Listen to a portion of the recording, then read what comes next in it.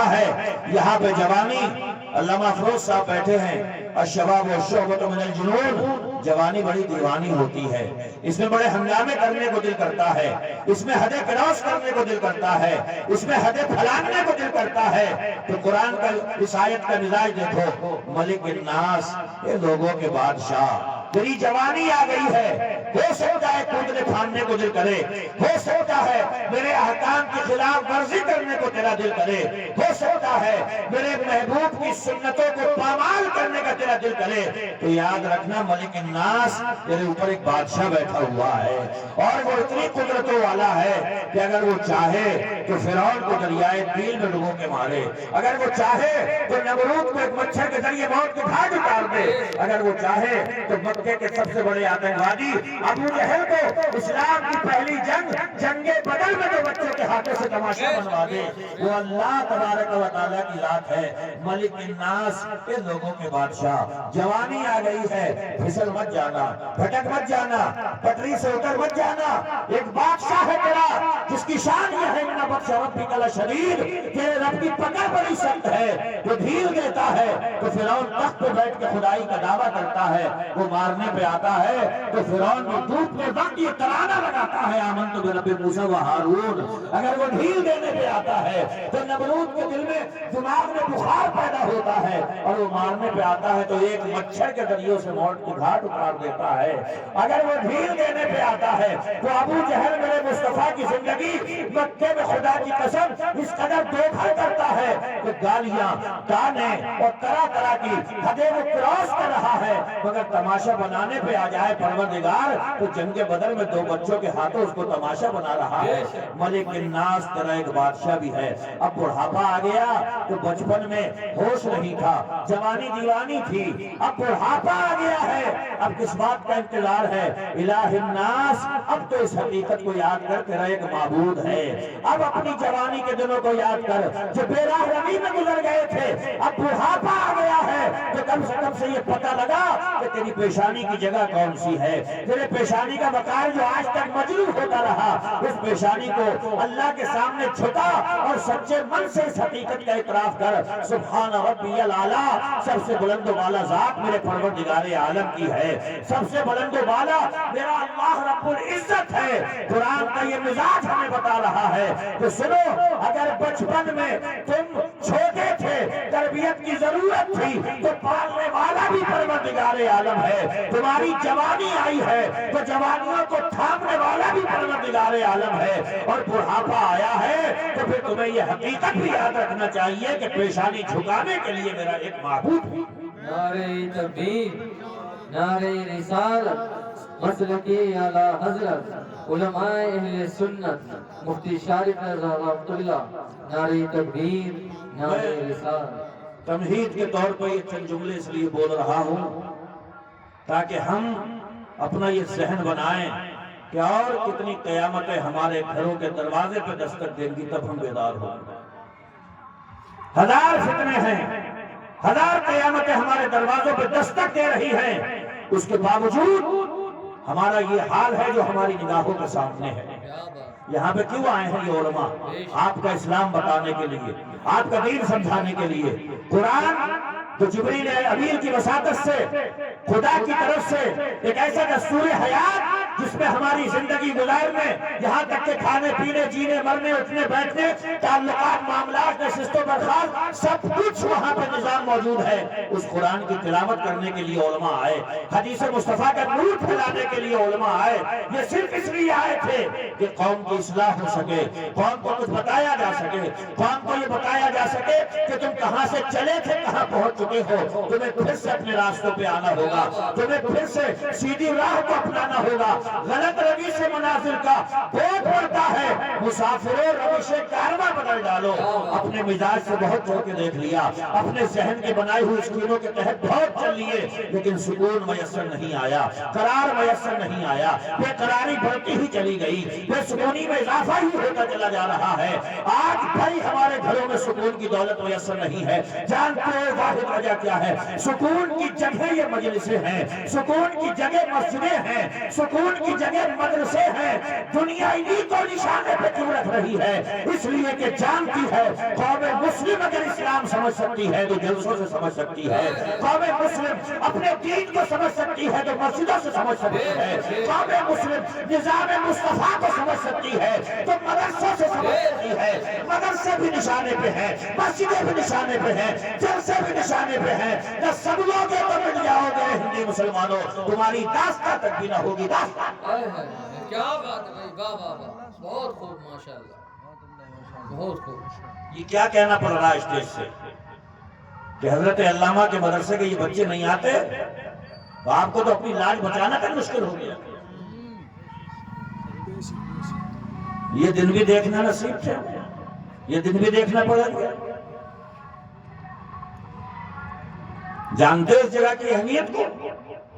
اسے مصطفیٰ نے جنت کی تیاری اسی لیے کہا تھا کہ جتنی دیر آپ یہاں بیٹھیں گے دنیا کے جھمیلوں سے بچیں گے، ہنگاموں سے بچیں گے، گالی گلوچ سے بچیں گے، غیبت و چغلی سے بچیں گے، لگائی بجھائی سے بچیں گے. جتنی دیر یہاں پہ بیٹھیں گے یا تو سبحان اللہ بولیں گے، الحمدللہ بولیں گے، ماشاءاللہ بولیں گے. اور جنت میں بھی گالی نہیں ہے، گلوچ نہیں ہے، غیبت و چغلی نہیں ہے، برائی نہیں ہے، لگائی بجھائی نہیں ہے. جنت میں سلامتی ہی سلامتی ہے. ایک جلسے میں آ کر کے جب مسلمان بیٹھ جاتا ہے تو اس کی زبان سے یا تو الحمدللہ کا ترانہ نکلتا ہے یا سبحان اللہ کی صدائیں گونجتی ہیں. تو مجھے بتاؤ یہ جنت کی تیاری نہیں ہے تو پھر اور بے شک بے شک، بہت عمدہ، ماشاءاللہ.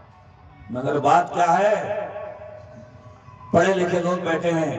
سرکار دو عالم نے ارشاد فرمایا حجبت الجنۃ بالمکارہ، جنت بڑی تکلیفوں سے گھیری گئی ہے. جنت کے راستے میں بڑی قربانیاں دینا پڑتی ہیں. آپ نے کیا سوچا مولانا لوگ آئے ہوں گے کیا بتائیں گے؟ نماز پڑھو، روزہ رکھو، زکوٰۃ دو، حج کرو، جھوٹ مت بولو، غیبت و چغلی مت کرو. تو میرے بھائیوں اتنے پہ ہی عمل کر لو، یہاں بھی سکون ہے اور بعد مرنے کے تو سکون ہی سکون ہے. کیا بات. اچھا پھر آپ کہاں جانا چاہتے ہیں؟ آپ کامیاب ان کو مت سمجھیے جو چاند پہ پہنچ کر کے اس بات کے دعوے دار ہیں کہ شاید دنیا کے ہم سب سے زیادہ سکسیسفل لوگ ہیں.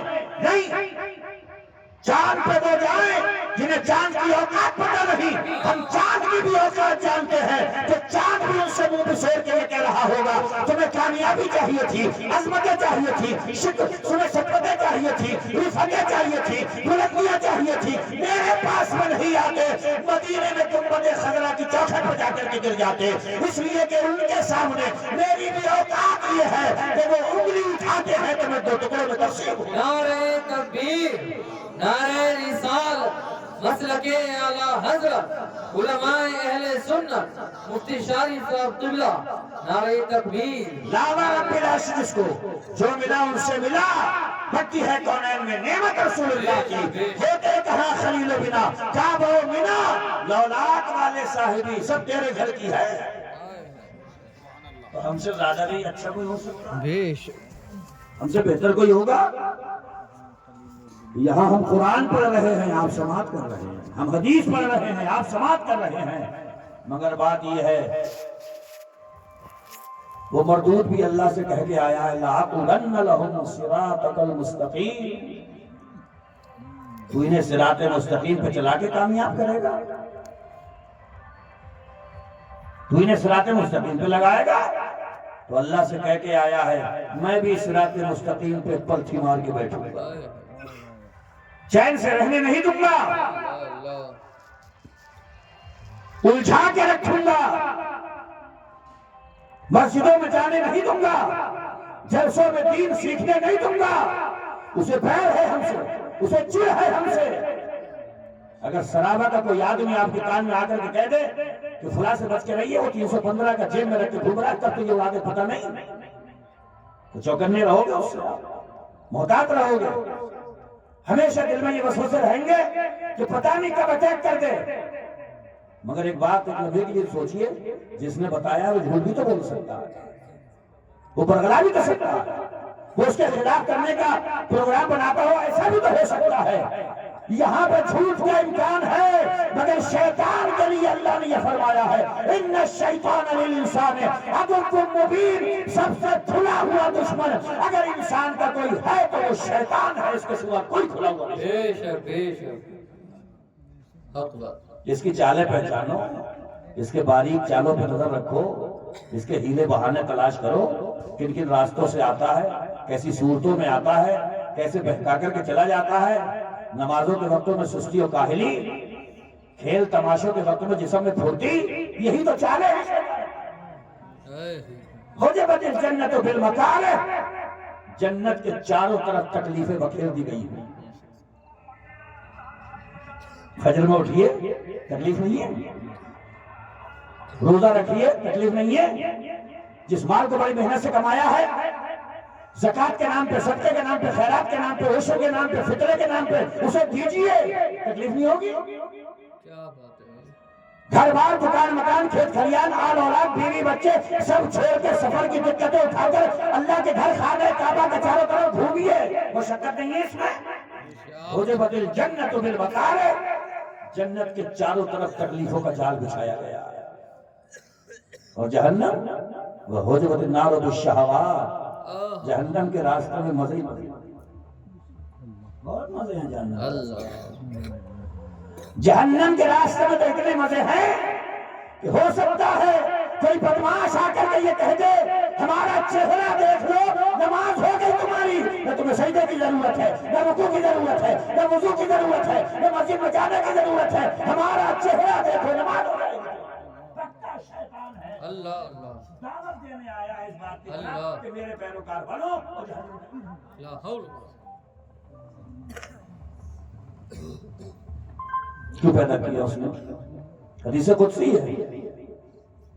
علامہ افروز صاحب جانتے ہیں میں جس انداز میں تقریر کرتا ہوں اس سے ہٹ کے چل رہا ہوں، وجہ یہ ہے کہ علاج دل نہیں کرتے، فقط تقریر کرتے ہیں، تو میں سوچ رہا ہوں تھوڑی تقریر کر دوں۔ کیوں پیدا کیا؟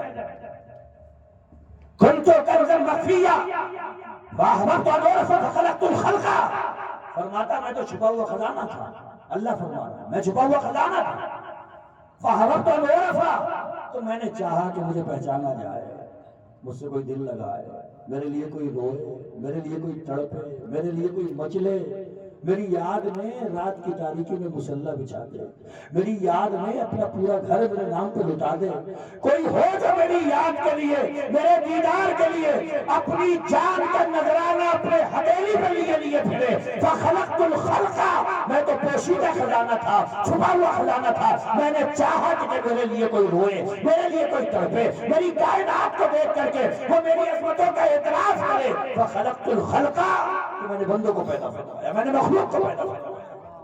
واہ واہ، یعنی ہمارے پیدا ہونے کا مقصد یہ ہے کہ ہم بغیر تھمو کا آسمان دیکھیں تو ہماری زبان سے نکلے میرے معبود تیری قدرت بڑی ہے۔ کیا بات ہے، بے شک، یہ زمین جو پانی کے اوپر بچھی ہوئی ہے ہم اس پہ چلیں تو قرآن کی سائے کو پیش نظر رکھیں۔ ایک صاحب مدار کے اس سے بھی مناسبت ہے، قرآن میں اللہ فرماتا ہے وَعِبَادُ الرَّحْمَنِ الَّذِينَ يَمْشُونَ عَلَى الْأَرْضِ هَوْنًا، اللہ کے سچے بندے وہ ہوتے ہیں جب زمین پہ چلتے ہیں تو بڑے باوقار ہو کے چلتے ہیں، آہستہ چلتے ہیں، متانت و سنجیدگی سے چلتے ہیں، نگاہیں نیچی ہوتی ہیں، ہلڑ بازی نہیں کرتے، کودتے پھاڑتے نہیں چلتے۔ ہمارا تو مزاج یہ ہو گیا کہ وہ اندھیرے ہی بھلے تھے کہ قدم راہ پہ تھے، روشنی لائی ہے منزل سے بہت دور ہمیں، ہمارے پاس میں دو پیسے جہاں پر دیا ہے ہماری چال کا انداز ہی نہیں۔ بے شک، حق بات، غریب تھے مزاج اچھے تھے، چھپروں میں تھے مزاج بڑے نیچے تھے، لیکن چار پیسوں نے وہ دماغ خراب کیا کہ کسی غریب کا سلام لینے کے لیے بھی ہم تیار نہیں ہوتے۔ یہ جانتے ہو یہ صاحبان مزار ان کے چرچے کیوں ہیں، ان کا ذکر کیوں ہے، ان کے نام کے قصیدے کیوں لوگ پڑھ رہے ہیں، کیوں ان کے نام کے نعرے لگ رہے ہیں؟ یا غریب نواز یا غوث اعظم یا صابر پاک یا نظام الدین یا کچھوچا کے مخدوم بریلی کے اعلیٰ حضرت، ہم کس کھیت کی مولی ہیں یار؟ ایک برسی کے بعد میں دوسری برسی میں مسئلہ سب ختم ہو جاتا ہے، رونقیں مان پڑ جاتی ہیں۔ ایک پیڑھی یاد رکھتی ہے، دوسری پیڑھی سے پوچھو گے کہاں دفنایا تھا تو کہیں گے یہی کہیں دفنایا تھا، تو پتہ ہی نہیں ہے۔ تختے گل گئے، قبریں بیٹھ گئی، نشان مٹ گئے، پتہ نہیں کہاں پہ رکھا تھا۔ یہ کون سی قبریں ہیں جو 700 سال سے 800 سال سے خدا کی قسم ہمارے دلوں پہ حکمرانی کر رہی ہے۔ غری نواز کی قبر، صابر پاک کی قبر، نظام الدین کی قبر، مخدوم سمنہ کی قبر، اعلیٰ حضرت کی قبر، مفتی اعظم ہند کی قبر، قاضی شریعہ کی قبر، یہ اللہ والوں کی قبریں۔ کون ہیں یہ لوگ جن کی قبروں کے نشان نہیں مٹے ہیں، جن کی قبروں پہ چادریں چڑھنا بند نہیں ہو رہی ہیں، جن کی قبروں پہ پھول چڑھنے کا سلسلہ ابھی موقوف نہیں ہوا ہے؟ یہ کون لوگ ہیں؟ یہ وہ ہیں والذین یبیتون لربہم سجدا وقیاما۔ ہم راتوں کو ہوٹلوں پہ بیٹھ کے برائیاں کرتے ہیں، اور یہ راتوں کو جاگتے تھے تو حالت سجدہ اور حالت رکوع میں پوری رات کو ختم کر دیتے۔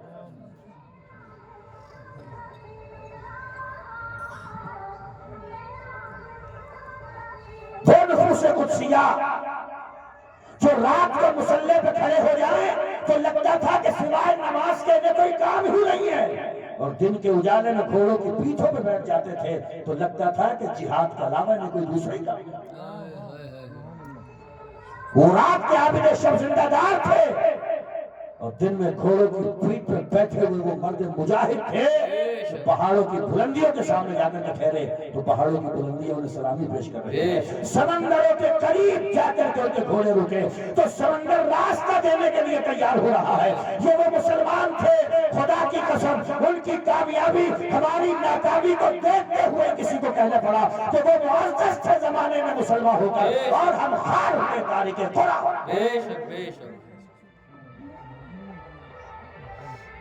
اسے اٹھاؤ، یہ جھوم گیا، نہ اٹھے تو سونے دینا۔ یہ بھی بڑے سکون کی جگہ ہوتی ہے۔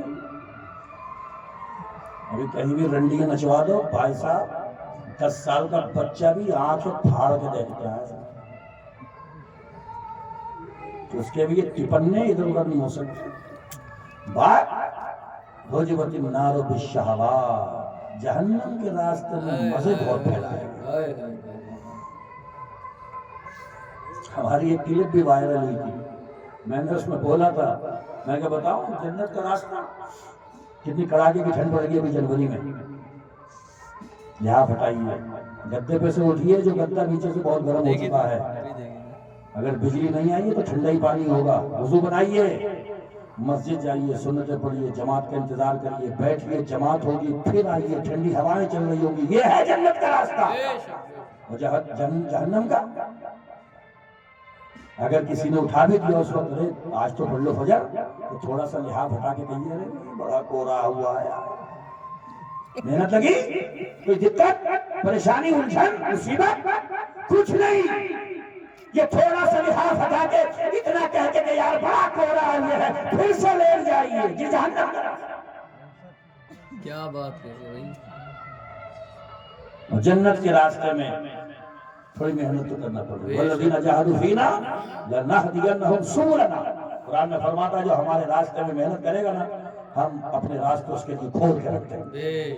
سبحان اللہ۔ وہ خود فرماتا ہے تم ایک بارش میری طرف چل کے آؤ، میری رحمتیں ایک قدم بڑھ کے تمہیں سہارا دے گی، تم ایک قدم بڑھاؤ گے میری رحمتیں لپک کے تمہیں سہارا دیں گی۔ وہ تو بس یہ چاہتا ہے کہ بندہ کوشش کرے، تھوڑی سی محنت کرے، خدا کی قسم بندہ ایک قدم بڑھاتا ہے، پروردگار عالم اپنے بندے کے لیے سارے بند راستوں کو ایک لمحے میں کھول دیتا ہے۔ سبحان اللہ، سبحان اللہ۔ شرط یہ ہے کہ تھوڑی سی محنت کرے۔ بے شک۔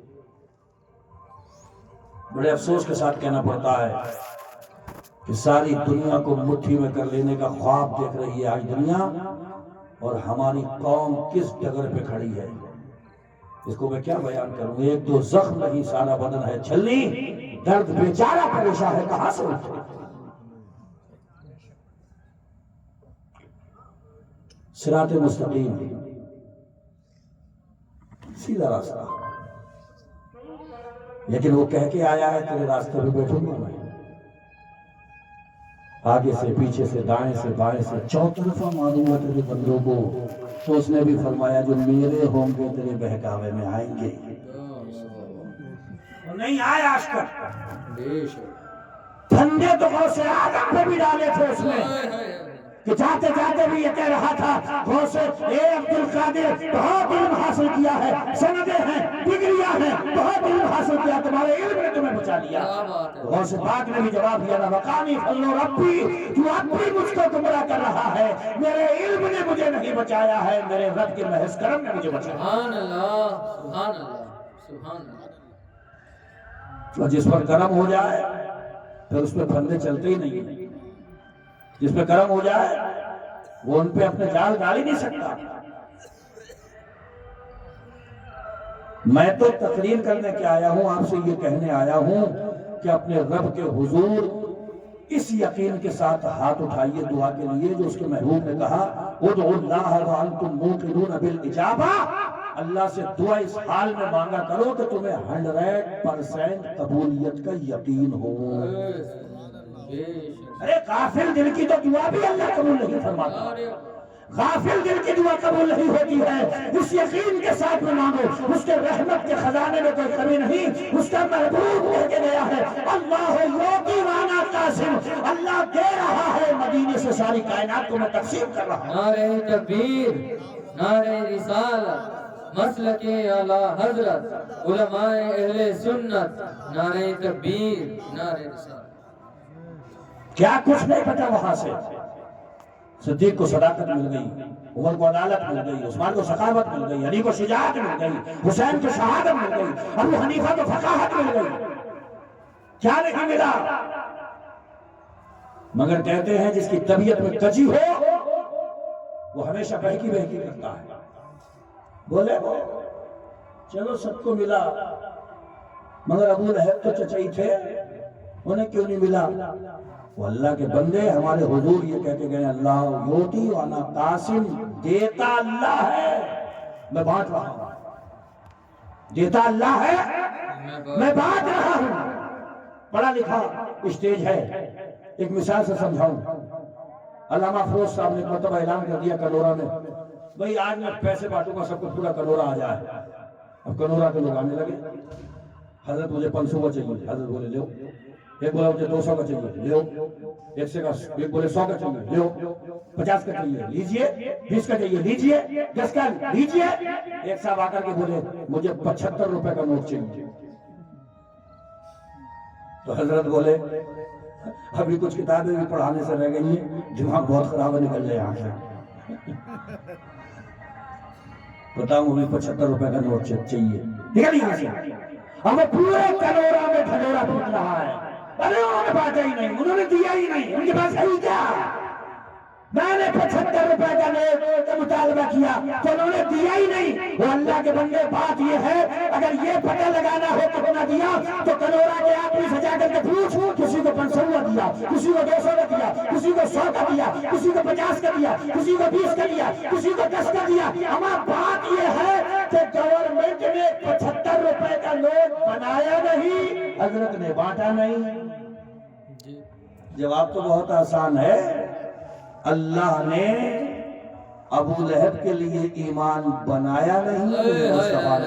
کیا بات ہے بھائی, واہ واہ واہ. دیتا خدا ہے, بانٹتے مصطفیٰ ہے. اللہ نے ابو جہل کے لیے, ابو لہب کے لیے ایمان بنایا ہی نہیں, میرے مصطفیٰ نے بانٹا. ورنہ ان کی بارگاہ کرم, ہم دیوانے تو اعلیٰ حضرت کی زبان میں یہ کہتے ہیں مانگیں گے مانگے جائیں گے, منہ مانگی پائیں گے. سرکار میں نہ لا ہے نہ حاجت اگر کی.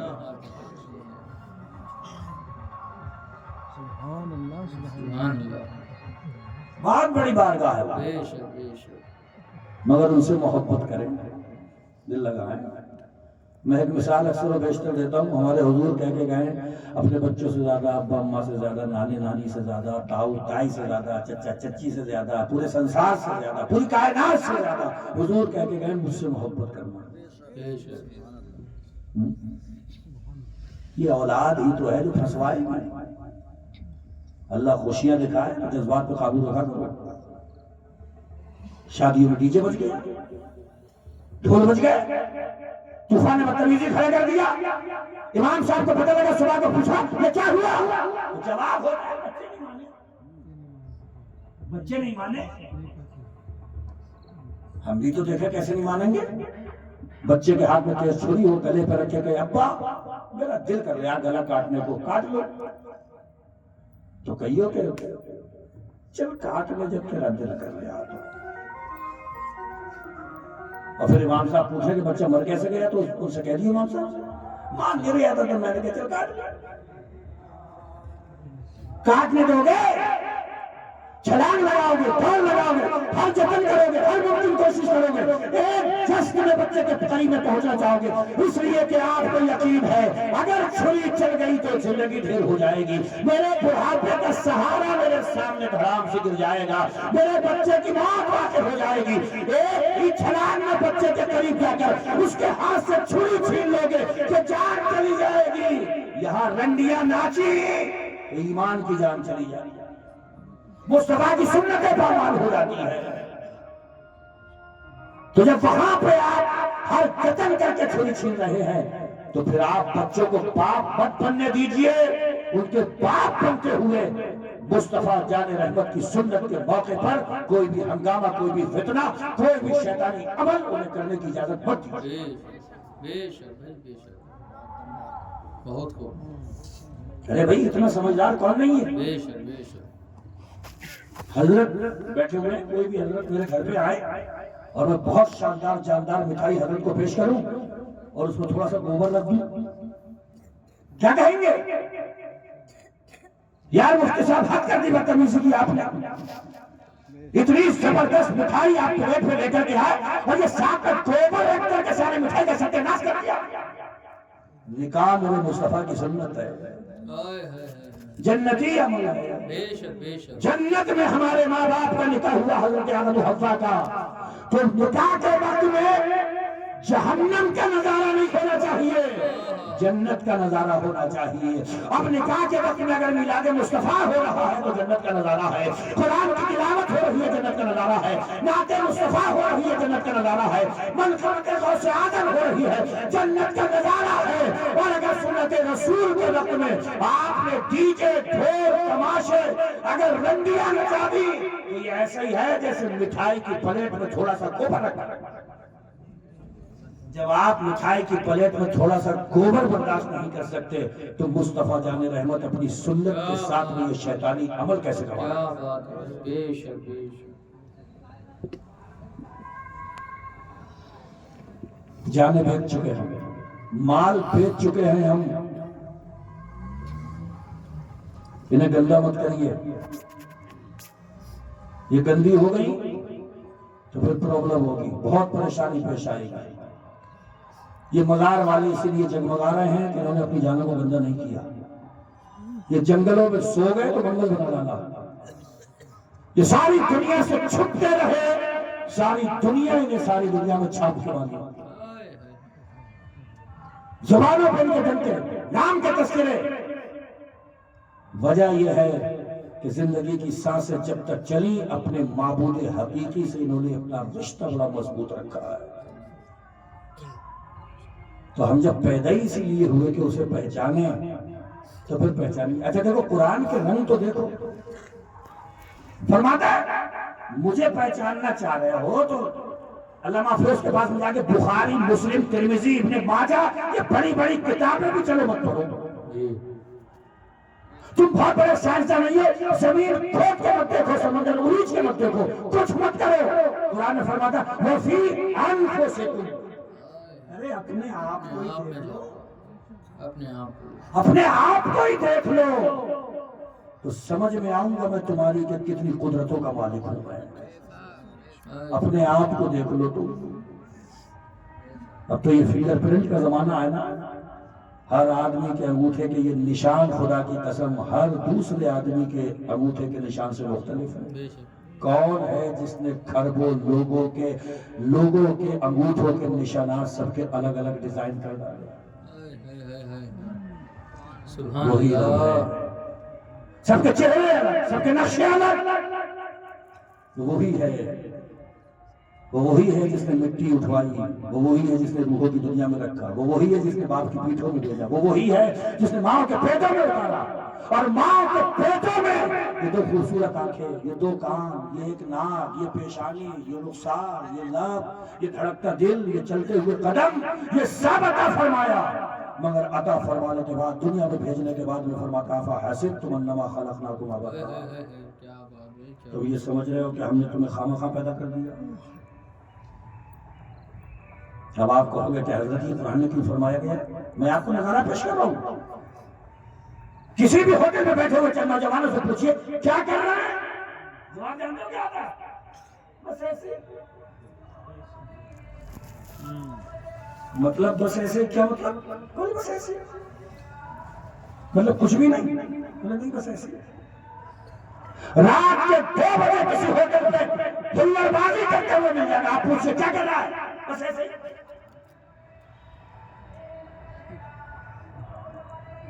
لمبی چوڑی تقریر کی نہیں، ایک جملہ اپنے آپ کو موٹیویٹ کرنے کے لیے کم سے کم یہی یاد کر لو، لہذا خلقت۔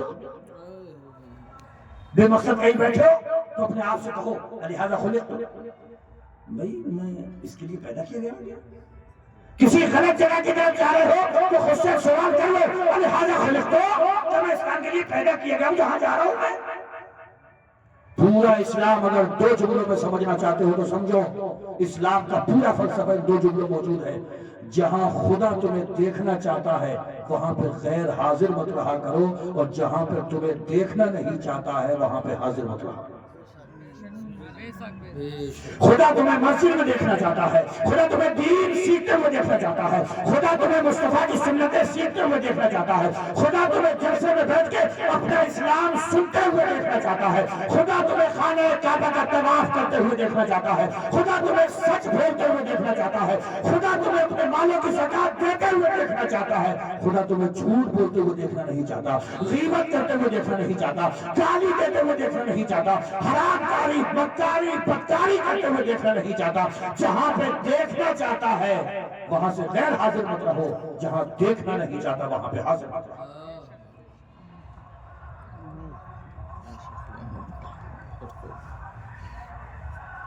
یہ آواز سن لے، یہ ایسی آواز ہے اس پہ بڑا بڑا اچھا جوان چھڑک جاتا ہے۔ جی جی، یہ اسی کی ہے جو کہہ کے آیا ہے تیرے راستے پہ پلتھی مار کے بیٹھوں گا، چین سے نہیں چھوڑوں گا میں۔ اور گرا رہا وہ اتنا برا مار رہا گرا رہا،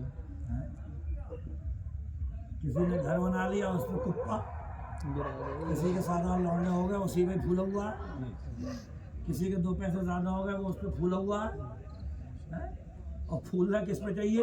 وَمَن يَتَوَكَّلْ عَلَى اللَّهِ فَهُوَ حَسْبُهُ، جو اللہ پر بھروسہ کرتا ہے اللہ اس کے سارے معاملات کے لیے کافی ہے۔ سبحان اللہ۔ میں تقریر اگر کرنا جانتا ہوں تو اس پہ کیا بھولوں؟ ہو سکتا ہے کل میرا مسئلہ کچھ اور ہو جائے۔ کوئی نعت پڑھنے کا ہنر اگر اللہ نے عطا فرمایا ہے، آواز میں ترنم ہے اس کے، تو کیا اس پہ بھروسہ کر سکتا ہے؟ خدا کی دی ہوئی ہے وہ جب چاہے واپس لے لے۔ وَمَن يَتَوَكَّلْ عَلَى اللَّهِ فَهُوَ حَسْبُهُ، جو اللہ پہ بھروسہ کرتا ہے پھر اللہ سارے کاموں کے لیے کافی ہوتا ہے۔ تھوڑی سی ایک مثال دوں، حضرت موسیٰ کا تذکرہ پڑھیے قرآن میں، علماء بیٹھے ہوئے، فرعون اور اس کا لشکر جب پیچھے پڑے، حضرت